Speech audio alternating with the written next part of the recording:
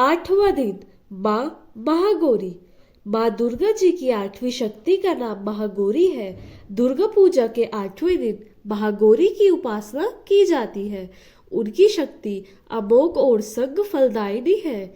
उनकी उपासना से भक्तों के सभी कलमश धुल जाते हैं। भक्तों, अब हम पाठ को प्रारंभ करेंगे। 13वां अध्याय, राजा सूरत और वैश्य को देवी का वरदान। ऋषि बोले, हे राजन, इस प्रकार मैंने देवी जी का उत्तम महात्म तुम्हें कह सुनाया। जिसने इस जगत को धारण कर रखा है वह देवी इस प्रकार के प्रभाव वाली है।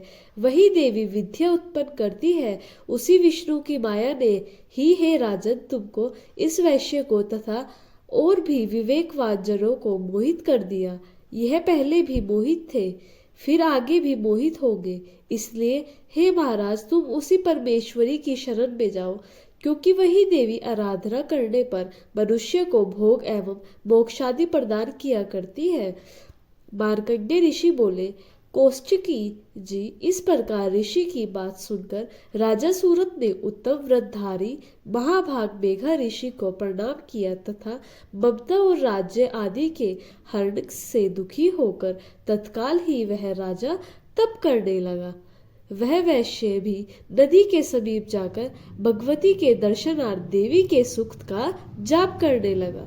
और फिर राजा तथा वैश्य दोनों नदी के समीप मृत्तिका से देवी की मूर्ति बनाकर प्रतिदिन पुष्प, धूप और हवन तर्पण आदि से धीरे धीरे थोड़ा आहार करते हुए निराहार होकर एकाग्रता से देवी जी में मन लगाकर एकाग्रचित होकर के देवी जी की आराधना करने लगे। उन दोनों ने बलि प्रदान के समय अपने अंगों के रुधिर का मोक्षण किया। इसी प्रकार संयम पूर्वक 3 वर्ष पर्यंत आराधना करते रहे। तब तो जगत को धारण करने वाली देवी ने प्रत्यक्ष होकर दर्शन दिए। और तब राजा से चंडिका देवी जी बोली, हे राजन कुल नंदन, तुम दोनों जिस अभीष्ट की प्राप्ति के लिए मेरी प्रार्थना करते रहे हो वह मुझसे मांगो, मैं प्रसन्न हूँ, तुम्हें सब कुछ दूंगी। मार्कंडेय जी बोले, तब राजा ने तो दूसरे जन्म में अक्षय रहने वाला राज्य मांगा और इस जन्म में शत्रु सेना का बलपूर्वक नाश करने फिर अपने राज्य की प्राप्ति का वर मांगा। वैश्य का तो चित्त संसार से खिन्न हो चुका था, इसलिए उस बुद्धिमान ने उस ज्ञान का वर मांगा जिसके द्वारा संसार की अहंता ममतात्मक आसक्ति नष्ट हो जाए। देवी बोली, हे राजन, थोड़े दिनों में तुम अपना राज्य पा लोगे। कठिनता के बिना ही अपने शत्रुओं का नाश करोगे, वहीं पर तुम्हारा राज्य स्थिर हो जाएगा। फिर देहांत होने पर सूर्यदेव के अंश द्वारा जन्म पाकर इस पृथ्वी पर आप सर्वानिक नाम के मनु होंगे। हे श्रेष्ठ वैश्य, तुमने जो उत्तम वर मांगा है मैं उस वर को देती हूँ। मोक्ष प्राप्ति के लिए तुम्हें उस ज्ञान की प्राप्ति होगी। मार्कंडेय जी बोले, इस प्रकार देवी ने उन्हें अभिलाषित वर दिया। फिर उन दोनों की भक्ति पूर्वक की हुई स्तुति से प्रसन्न होकर देवी तत्काल अंतर्ध्यान हो गई। इस प्रकार वह क्षत्रिय श्रेष्ठ सूरत देवी ने वर पाकर फिर सूर्य से उत्पन्न होकर सर्वाणी नाम मनु हुआ। माता की इन स्तुति का पाठ सभी प्रकार के दुख, कष्ट एवं भय का नाश करने वाला तथा सिद्धि रिद्धि और मोक्ष प्रदायक है। भक्तों, ये था 13वां अध्याय। अब हम देवी सूक्त का पाठ करेंगे। भगवती बोली, मैं रुद्र, वसु, आदित्य और विश्वदेव रूप से सर्वत्र विचरती हूँ। मित्र, वरुण, इंद्र, अग्नि और अश्वनी कुमारों को भी मैंने ही धारण कर रखा है। सोम, याग, विश्वकर्मा, सूर्य और ईश्वर नाम के देव मैंने ही धारण कर रखे हैं। जो देवताओं से उद्देश्य से प्राचुर हवि युक्त सोम्यादि का अनुष्ठान करते हैं, उन यजमानों का फल मुझे में विद्वान है। इस ब्रह्मांड की अधिष्ठात्री, पार्थिव और अपार्थिव देने वाली मैं ही हूँ।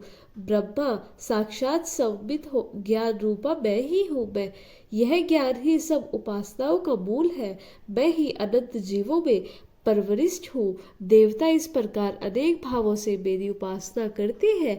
जीव जो अनादि खाद्य द्वारा भक्षण करता देखता है, वह प्राण धारण करता है तथा सुनता है, यह सब क्रियाएं मेरे द्वारा ही सिद्ध होती है।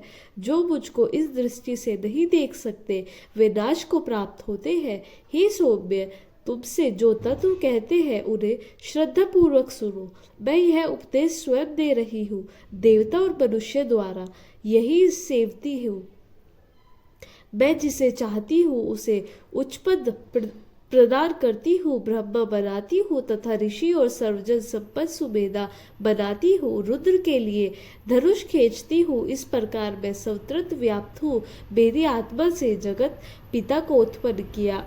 इसके ऊपरी भाग में अनाद्य कोश के अंदर विद्यमान कोश में मेरा कारण अवस्थित है। मैं समस्त भुवनों में परवरिष्ठ होकर रहती हूँ। स्वर्गलोक में मेरे शरीर में स्पष्ट है।